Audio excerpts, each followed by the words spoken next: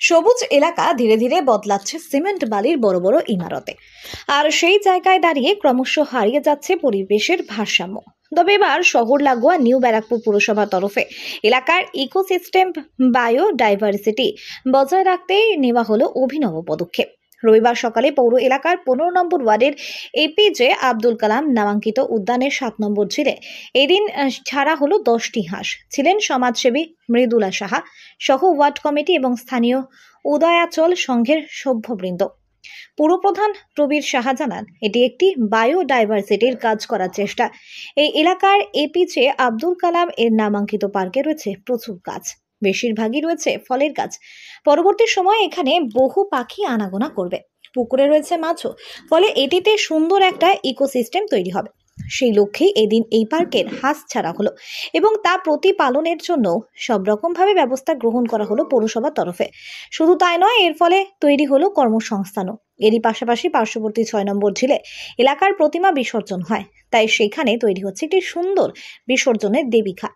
তৈরি হবে গ্রিন পার্কও, যেখানে থাকবে লাইট অ্যান্ড সাউন্ডের নজর কাড়া বিনোদন, সঙ্গে থাকবে ক্যাফের এরিয়া। অতীতে বাম জামানায় যে সমস্ত পুকুর ভরাট করা হয়েছিল তা পুনরায় সংস্কার করা হচ্ছে বলেও এদিন জানান পৌরপ্রধান। নিউ ব্যারাকপুর এলাকার 7টি পুকুরকে সংস্কার করে নতুনভাবে রূপ দেওয়া হবে বলেও এদিন সংবাদ মাধ্যমের সামনে জানান প্রবীরবাবু। হাসির খাবার থেকে শুরু করে পার্কের পরিচর্যা পরিচ্ছন্নতা সহ নানান কাজে নিযুক্ত হচ্ছেন পৌরকর্মীরা, ফলে কর্মসংস্থানের বিষয়টিও গড়ে উঠছে। এই পার্কে পরবর্তীতে আরও বেশ কিছু হাঁস ছাড়ার পরিকল্পনা রয়েছে। তার ফলে চারিদিকে গড়ে ওঠা বহুতলের আবাসনের মাঝে এই পার্কে আসলে নিউ ব্যারাকপুর এলাকার মানুষজন পাবেন স্বস্তির নিঃশ্বাস। আজকের পরিকল্পনা, আমরা 15 নম্বর ওয়ার্ডের 7 নম্বর ঝিলে আমরা 10টা হাঁস ছাড়লাম। এটা একটা বায়োডাইভার্সিটির কাজ করার চেষ্টা, এবং আপনারা দেখছেন যে এপিজে আব্দুল কালামের নামাঙ্কিত এই পার্কে আমরা প্রচুর গাছ লাগিয়েছি, এবং এই গাছগুলো বড় হলে, এবং এখানে ম্যাক্সিমাম ফলের গাছ লাগানো আছে, গাছগুলো বড় হলে পরে আমাদের এখানে পাখি আসবে। এবং আমরা পুকুরে হাঁস ছাড়লাম, এবং এই পুকুরে প্রচুর মাছও আছে। এইগুলোকে দিয়ে আমরা সুন্দরভাবে একটা ইকোসিস্টেমকে বজিয়ে রাখা, পরিবেশ বান্ধব। পাশাপাশিভাবে আমাদের পাশেই আর একটা ঝিল আছে, সেটা আমাদের 6 নম্বর ঝিল।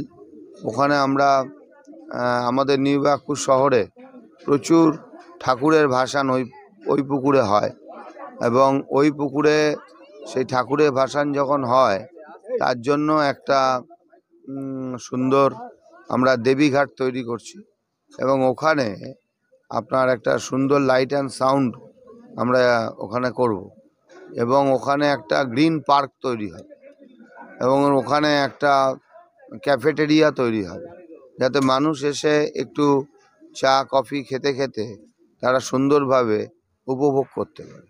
এবং ওখানেও আমরা এই জলজ প্রাণী হাঁস এদেরকে আমরা ওখানেও ছাড়ব, যাতে আমাদের এই সুন্দর পরিবেশকে আরও সুন্দর করে তোলা, এটা হচ্ছে আমাদের উদ্দেশ্য। এবং ইতিমধ্যে আমরা নিউ ব্যারাকপুর শহরে একসময় বামপন্থীরা যেসব পুকুরগুলোকে ভরাট করে দিয়েছিল, সেই পুকুরগুলো অলরেডি আবার আমি কাটা শুরু করেছি। আমার পৌরপ্রধান থাকা অবস্থায় সেইখানে 7 নম্বর ওয়ার্ডেই মূলত, এবং 8 নম্বর ওয়ার্ড ও 10 নম্বর ওয়ার্ডের সংযোগস্থল, এবং পরবর্তী অধ্যায়ে আমরা ওগুলোকে আবার মানুষের ব্যবহারযোগ্য করব, একটু সময় লাগবে।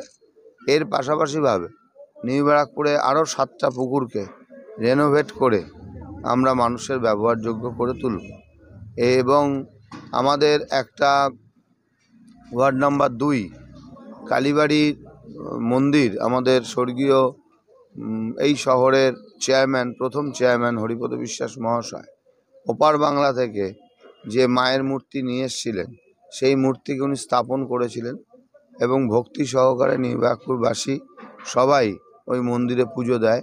ওর সাথে একটা পুকুর ছিল, সেই পুকুরটাকে এখন খুব খারাপ অবস্থা, সেটাকেও আমরা পরিবেশ দপ্তরের সাথে কথা বলছি, এবং আমাদের মাননীয় মন্ত্রী চন্দ্রিমা ভট্টাচার্য তিনি আমাদেরকে উৎসাহিত করছেন এই কাজগুলোকে করবার জন্য। অর্থাৎ শহর একদম স্বয়ংসম্পূর্ণ, ঝকঝকে রাস্তা, চকচকে আলো, তার সাথে পরিবেশ বান্ধব কর্মসূচির মধ্যে দিয়ে আমরা এই শহরকে আরও এগিয়ে নিয়ে চলবার চেষ্টা করছি।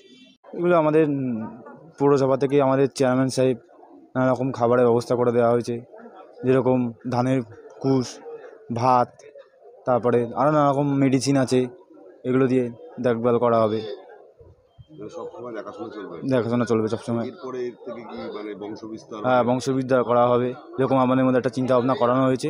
এরপরে আরও আমাদের হাঁস আসবে, রাজহাঁস আসার কথা চিন্তা ভাবনা করা হয়েছে। ইতিমধ্যেই পাশে একটা বড় ঝিল, 7 নম্বর ঝিল, সেটারও কাজ চলছে, সেখানেও পাতি হাঁস এরকম রাজহাঁস আমরা আনবো, নিয়ে মানে এখানে আরো হাঁস ছাড়া হবে। আরও হাঁস ছাড়া হবে। তো মোট কত হাঁস ছাড়া হতে পারে? মোট এখনও 15-20 পিসের মতন হাঁস আমরা আরও আনবো। এ দিয়েও বংশবিদ্যা করানোর একটা চিন্তা ভাবনা আমরা করেছি। আপনার নাম? আমার নাম সায়ন দে।